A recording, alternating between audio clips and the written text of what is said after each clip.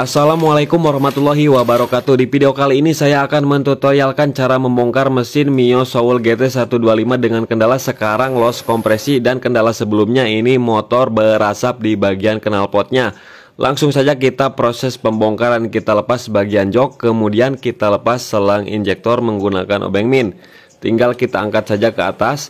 Kemudian untuk di bagian kleman, filter, kemudian kabel gas kita lepas menggunakan kunci L3. Usahakan kunci L-nya yang bagus, jangan yang biasa. Kalau misalkan kunci L yang biasa nantinya selek si bautnya. Kemudian tinggal kita lepaskan selang gasnya, kemudian selang hawa kita lepaskan juga seperti ini. Kemudian tinggal kita sediakan kunci 10 untuk melepas manipul ya, manipul. Nah, ada plat penahan selang hawa, kemudian kita lepas soket injektornya. Kalau misalkan keras tinggal kita tekan klipnya sambil kita angkat ke atas seperti ini. Jangan ditarik kabelnya tapi soketnya. Kalau ditarik kabelnya nanti kabelnya patah. Kemudian TPS-nya juga kita lepaskan seperti ini. Nah, di sini ada semacam bonit. Kemudian lepaskan kabel massa ya menggunakan kunci 8. Bautnya boleh kita pasang lagi supaya tidak tertukar. Kemudian selang O2 kita lepaskan. Soket ya, bukan selang, soket O2 dan soket ECT kita lepaskan. Nah, kemudian tinggal kita lepaskan juga kop busi ya, kop busi kita lepaskan. Nah, kemudian kita lepaskan cover magnet menggunakan obeng ketok PH3. Ini dengan cara ditodong ya pembongkarannya. Kalau mau lebih mudah, teman-teman bisa pisahkan dengan rangkanya, itu sangat mudah sekali. Namun di sini saya mentutorialkan cara bongkar mesin tanpa harus memisahkan mesin dari rangkanya. Kemudian kita lepaskan knalpot menggunakan kunci 12 ya. Nah, setelah itu kemudian tinggal kita lepas juga baut-baut cover menggunakan kunci 10 ya, 10. Nah, untuk yang dalam ini kan masih baut sekrup ya. Kita gunakan obeng PH3. Kemudian yang depan kan agak pendek, jadi kita gunakan obeng ketok yang pendek. Kita sambung pakai kunci 8 ring pas supaya terjangkau. Nah, setelah kendor semua tinggal kita lepas cover di bagian blok magnetnya juga. Nah, menggunakan kunci 10 ya. Nah, alangkah baiknya kipas magnetnya dibuka dulu. Soalnya kalau nggak dibuka ini agak-agak susah nih. Harus memaksa kalau nggak dibuka tuh. Saya bongkar seperti ini tidak ada celah nih. Belum ada celah ya, terhalang oleh kipasnya. Bisa sih bisa, cuman harus dipaksa nantinya. Biar kita nggak memaksa, jadi kita pasangkan dulu seperti ini. Kita buka dulu kipasnya supaya leluasa membongkarnya ya. Kita lepas menggunakan kunci 10. Nah, setelah itu tinggal kita lepas. Dan sangat mudah sekali setelah kita lepas kipasnya tuh udah terlepas. Kemudian tinggal kita lepas cover engine sebelah kirinya, tinggal kita tarik ke depan ya. Kalau ke atas susah, itu harus ke depan. Nah, setelah itu tinggal kita lepas bagian kop headnya menggunakan kunci 10. Nah, kita lepaskan. Kita sambil goyang-goyang. Nah, udah terlepas. Nah, ini masalahnya, rantai keteng sampai lepas. Ini penyebab motor loss kompresi ini ya. Lepas seperti ini teman-teman. Kita cari masalahnya kenapa bisa lepas ya. Kita buka headnya. Murnya kita lepas menggunakan kunci 12 dan kunci L5 ya.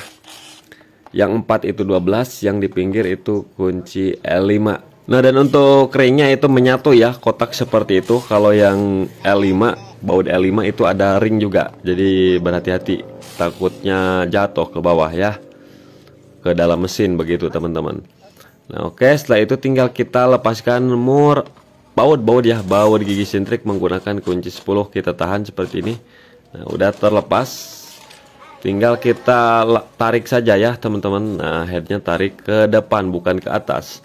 Nah, oke, ini sudah terlepas. Tinggal kita lepas tensioner, lidah tensionernya.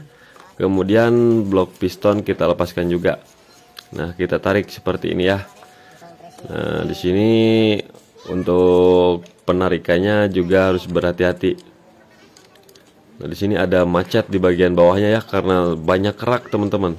Banyak kerak di bagian blok piston yang bawah.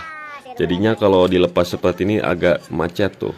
Oke, kemudian tinggal kita lepaskan pistonnya. Kita lihat ya seperti apa. Kita lepas dulu sepi pengancingnya menggunakan obeng min kecil saja.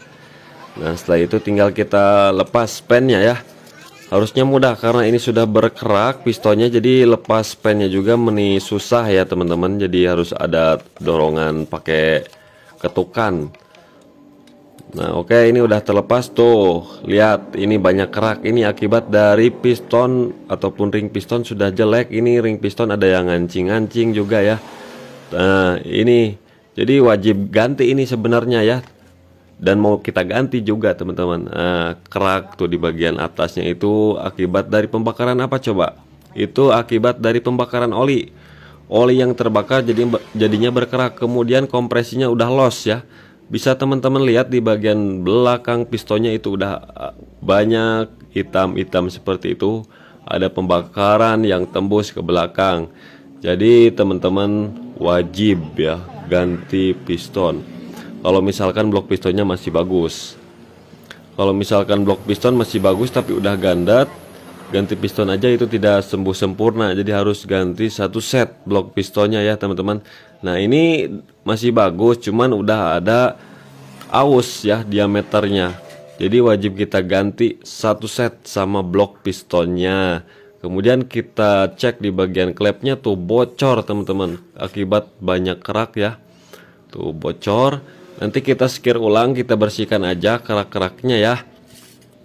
Kemudian sekarang tinggal kita lepaskan semua komponennya. Kita lepas platnya menggunakan kunci A5. Nah, seperti ini. Kemudian kita lepas bagian pen rocker armnya. Kita pukul dari sini ya. Tuh, udah terlepas pennya. Dan untuk rocker armnya bebas ya. Bebas karena bisa dibolak-balik. Yang in, yang X itu bisa saling bolak-balik. Kemudian saat melepas noken as kita posisikan overlap. Nah, kalau nggak overlap nggak bakalan bisa. Nah, oke, kemudian tinggal kita lepas spin dowel boss center ini ya. Kita tahan menggunakan kain di bawah. Sediakan kunci sok, tinggal kita ketuk dikit aja udah terlepas spinnya. Nah, seperti itu cara pembongkarannya ya. Mudah, pasti bisa teman-teman. Nah, setelah itu tinggal kita lepaskan klepnya. Tuh, batang klepnya seperti ini, kondisinya masih bagus, cuman berkerak saja. Di bagian squeeze-nya juga berkerak banget. Nah, kemudian sekarang tinggal kita cari masalahnya. Masalahnya apa? Itu si rantai keteng bisa lepas seperti itu, apa akibatnya? Nah, dan akibatnya dari sini penekan tensionernya itu kok bisa jadi ke atas seperti ini, padahal ini nggak pernah dibongkar sama sekali. Berarti masalahnya ini nih, ini adalah sumber masalah kenapa rantai keteng bisa lepas. Nah, kita coba putar, ini masih benar ya, diputar-putar ini masih ngunci. Tapi coba kita kasih tekanan yang berlebihan, coba ya, apakah dia mengunci atau tidak. Nah, kita pukul di sini. Tuh, dan ternyata ketika dikasih beban dia naik ke atas. Jadi seperti itulah masalahnya. Nanti untuk video perakitannya dilanjut part 2 ya.